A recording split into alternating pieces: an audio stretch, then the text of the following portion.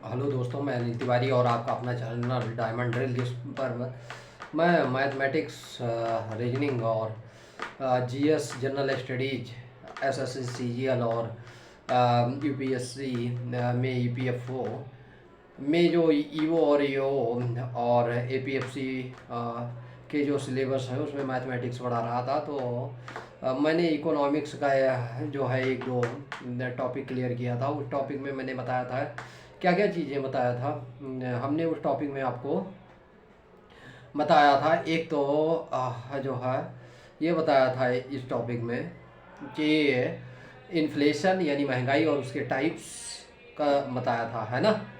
और एक टॉपिक और कल बताया था जो कि आप लोगों ने अगर वो दोनों वीडियो ना देख रखी हो तो जाकर आप देख लें। फिर इस टॉपिक पर, ये टॉपिक जो है आपका फ्री ट्रेड एग्रीमेंट क्या होता है इकोनॉमिक्स में, किसमें, इकोनॉमिक्स में फ्री ट्रेड एग्रीमेंट क्या होता है। फ्री ट्रेड एग्रीमेंट, जैसा कि रसिया के साथ हमारी बात चल रही है फ्री ट्रेड एग्रीमेंट करने की। फ्री ट्रेड एग्रीमेंट जो है हम बताएंगे कि क्या होता है। तो आइए जानते हैं फ्री ट्रेड एग्रीमेंट के बारे में। इस टॉपिक के बारे में आज मैं बताऊंगा और ये शॉर्ट वीडियो रहेगी। तो होता क्या है, हम जानते हैं कि ये पूरा वर्ड ग्लोबलाइज है। क्या है? ग्लोबलाइज है, यानी एक देश का सामान दूसरे देश में जाता है, दूसरे देश का सामान तीसरे देश में जाता है। तो जब कोई दो देश क्या कर रहे होते हैं, जब कोई दो देश बिजनेस कर रहे होते हैं, यानी मुक्त व्यापार समझौता, फ्री ट्रेड एग्रीमेंट, मुक्त व्यापार समझौता। तो हम जानते हैं कि जैसे हमारे और रसिया के बीच में फ्री ट्रेड एग्रीमेंट की बात हो रही है, ये आज और या कल की न्यूज है। मतलब कल एक दो दिन की न्यूज है कि जिसमें फ्री ट्रेड एग्रीमेंट के बारे में बताया गया है। तो फ्री ट्रेड एग्रीमेंट, जैसे हम यहाँ से कोई सामान भेजते हैं वो भी भेजते हैं। तो अगर हम यहाँ से भेजते हैं तो उसे एक्सपोर्ट बोला जाता है, और उस देश से दूसरे देश से जो हम मंगाते हैं वो इंपोर्ट बोला जाता है। क्या बोला जाता है?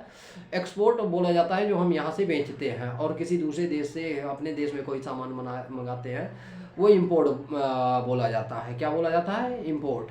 तो हम ज़्यादातर इंपोर्ट करते हैं, हमारी कंट्री अभी उतना प्रोडक्शन नहीं करती, ज़्यादातर क्या करती है, इंपोर्ट करता है किसी भी सामान का। तो होता क्या है कि हमारे यहाँ रसिया और इंडिया का जो एक साल में जो बिजनेस है वो लगभग $45 बिलियन का है। तो $45 बिलियन का है इस समय। और 45 में जो है, देखो, अगर आप मान लो 100 रुपये का सामान दोनों लोगों को मिलाकर आपने मान लो 500 रुपये का बिजनेस हुआ दोनों देशों के बीच में, 500 का। अगर आप यहाँ से कोई चीज़ बेचते हैं 300 का और वहाँ से खरीदते हैं 200 का, कितना, 200 का, तो दोनों के बीच में जो गैपिंग होती है, यानी हमने बेचा कितने का, 300 का, और वहाँ पर खरीदा कितने का, 200 का। तो हम बेच ज़्यादा रहे हैं, एक्सपोर्ट ज़्यादा कर रहे हैं, इंपोर्ट कम कर रहे हैं, यानी खरीद कम रहे हैं। तो दोनों के बीच का जो, अगर हम बेचते ज़्यादा हैं और ख़रीदते कम हैं तो उसे क्या कहा जाता है, ट्रेड सरप्लस कहा जाता है, यानी हम प्रॉफिट में हैं। क्या है? प्रॉफिट में है। लेकिन जब हम किसी देश से क्या करते हैं, खरीदते ज़्यादा हैं, इंपोर्ट ज़्यादा करते हैं और बेचते कम हैं, क्या है, बेचते कम हैं, तो वो होता है ट्रेड डेफिसिट। क्या होता है? ट्रेड डेफिसिट होता है, यानी घाटे का व्यापार होता है हमारा। हम मान लो वहाँ से कोई सामान 1000 का मंगाए और यहाँ से केवल 500 का, 600 का बेचे, तो हमारा 400 का घाटा हुआ। क्या हुआ? घाटा हुआ। तो इसे क्या कहा जाता है? ट्रेड डेफिसिट कहा जाता है। और ये जो ट्रेड डेफिसिट होता है, अब जैसे हम क्या करते हैं, किसी देश से कोई सामान मंगाते हैं, उस देश में वो सामान मान लो उसकी टोटल जो बनाने में लागत आई, कॉस्ट आई, वो मान लो 500 आई। कितना आई? 500 आई। लेकिन या 600 आई, किसी भी कोई भी चीज़ है या कोई थिंग है, वो वहाँ बनाने की कॉस्ट जो है वो 600 रुपये आई। लेकिन ये हमारे यहाँ जब जो है सीमा शुल्क लिया जाता है, क्या लिया जाता है? सीमा शुल्क लिया जाता है। तो सीमा शुल्क यानी जब हम जैसे रसिया से सामान आता है, जब हमारे बाउंड्री पर पहुंचता है तो बाउंड्री पर शुल्क लिया जाता है, तो टैक्स टाइप लिया जाता है। तो वो जैसे BMW कार वहाँ पर बनकर तैयार हुई 8 लाख रुपए में, लेकिन यहाँ आते आते उसे 2-2.5 गुना बढ़ा दिया जाता है, यानी 150% टैक्स ले लिया जाता है। तो इसका मतलब अगर 8 का की है BMW तो यहाँ पहुँचने के बाद 20 लाख की हो जाएगी। कितने की हो जाएगी? 20 लाख के हो जाएगी, यानी लगभग 150% बढ़ जाएंगे। तो उनकी कॉस्ट कम होती है, लेकिन यहाँ हमारे यहाँ जब टैक्स ले लिया जाता है, सर्विस यानी सीमा शुल्क ले लिया जाता है, कमोडिटी टैक्स का, कमोडिटी सर्विस, तो ये काफ़ी ज़्यादा रेट बढ़ा देता है कोई चीज़ को। तो जो है, लेकिन जब कोई देश यानी जैसे और ये करते क्यों हैं, ये ऐसा क्यों करते हैं, इसका मतलब भी समझा देते हैं। अगर मान लो वहाँ से कोई सामान सस्ता आया, उस देश से कोई सामान सस्ता आ रहा है, जैसा चाइना की नीतियाँ हैं, चाइना भी यही करता है। तो कोई सामान सस्ता आया तो अब ये इंडिया में भी वही सामान बन रहा है और वहाँ भी बन रहा है। कहाँ पर? इंडिया में भी वो सामान बन रहा है और यहाँ भी बन रहा है। तो इंडिया का सामान नहीं बिकेगा, और इंडिया का सामान नहीं बिकेगा तो होगा क्या? मान लो वहाँ से इंडिया कोई सामान बनाकर बेच रहा था 600 रुपये में, और कोई अदर कंट्री वाला बेच दिया, यहाँ लाकर बेच दिया 500 रुपये में, तो वो उस इंडस्ट्रीज का ज़्यादा बिकेगा। तो हमारे देश की इंडस्ट्रीज क्या करेंगी? तो वहाँ पर जब उनका बिकेगा नहीं तो वो बहुत सारे वर्करों को निकालेंगे। क्या करेंगे?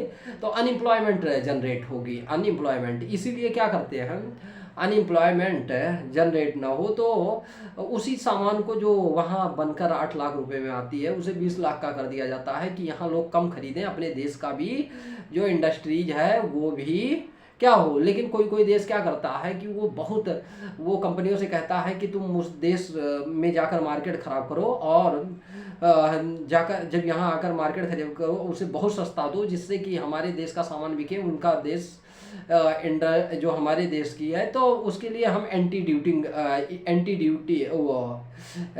वैलिंग टैक्स लगा देते हैं। उसके लिए क्या लगा देते हैं? एंटी वैलिंग टैक्स लगा देते हैं। वो भी हम आपको समझाएंगे कि एंटी वैलिंग टैक्स क्या होता है।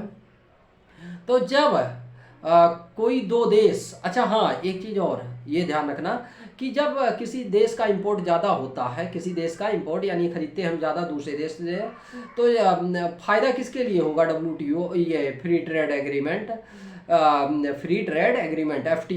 FTA किसके लिए फ़ायदा होगा? जो ज़्यादा बेचेगा। FTA ज़्यादा बेचने वालों के लिए फ़ायदा होता है, जो एक्सपोर्ट कम ज़्यादा करते हैं और इंपोर्ट कम करते हैं, उनके लिए फ्री ट्रेड एग्रीमेंट ज़्यादा बेटर होता है। क्या होता है? फ्री ट्रेड एग्रीमेंट ज़्यादा बेटर होता है, जो क्या करते हैं? एक्सपोर्ट ज़्यादा करते हैं। तो आइए, यानी किसके किसके बीच? रसिया और इंडिया के बीच फ्री ट्रेड एग्रीमेंट होने जा रहा है। फ्री ट्रेड एग्रीमेंट में जब वहाँ से कोई सामान आएगा तो हमारे यहाँ कोई सर्विस टैक्स नहीं लगे, यानी कोई टैक्स नहीं लगेगा जो सीमा शुल्क लग रहा है, और जब यहाँ से जाएगा तो उनके देश में सीमा पर कोई शुल्क एक्स्ट्रा नहीं लिया जाएगा। तो इसी को फ्री ट्रेड एग्रीमेंट कहते हैं। आ गया समझ में? तो जो है, जब फ्री ट्रेड एग्रीमेंट, यानी कौन देश करना चाहता है? जो ज़्यादा बेचता है वो फ्री ट्रेड एग्रीमेंट करना चाहता है। क्या?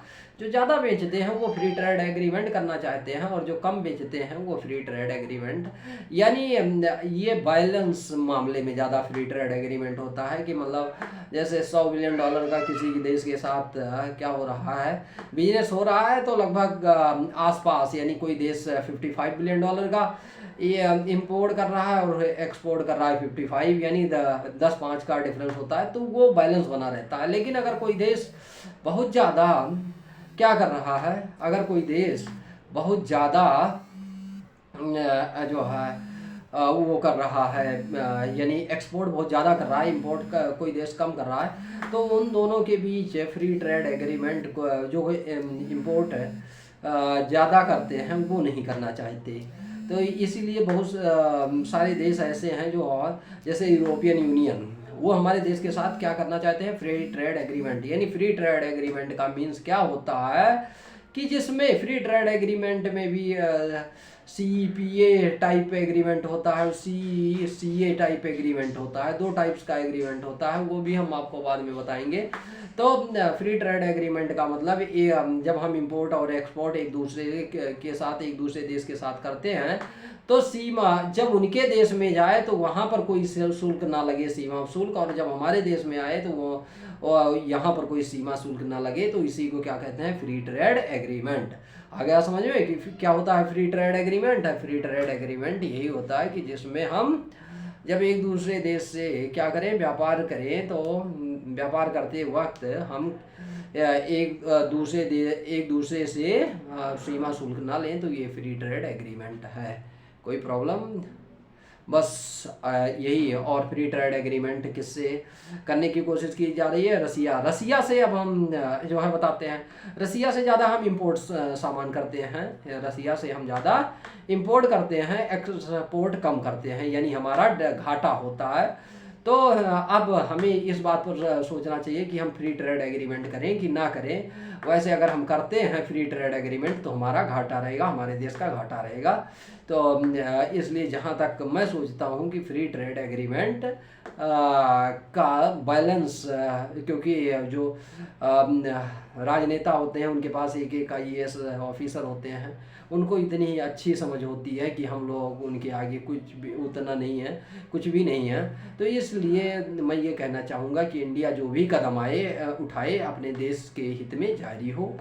और अब आप लोगों का क्या कहना है वो आप लोग कमेंट करके बता सकते हैं कि फ्री ट्रेड एग्रीमेंट समझ में आया और इंडिया को क्या करना चाहिए। इस पक्ष विपक्ष को रखते हुए आप सही तरीके से एक बैलेंस होकर, न्यूट्रल होकर बताने की कोशिश करें कि ये फ्री ट्रेड एग्रीमेंट रसिया के साथ सही है। अगर सही है तो कमेंट करके बता सकते हैं, अगर जो है क्या है वो बैलेंस टाइप्स का आंसर देना है, ये नहीं कि आप एक्सट्रीमिस्ट यानी एक्सट्रीम लेवल पर दे दो, नहीं, आपको बैलेंस होकर सही आंसर राइटिंग की तरह आपको ये देना है। और हाँ, जितने लोग हमसे ना जुड़े हों वो हमें चैनल पर सब्सक्राइब और बेल आइकॉन दबा लें और हमारे चैनल को शेयर और सब्सक्राइब कर दें।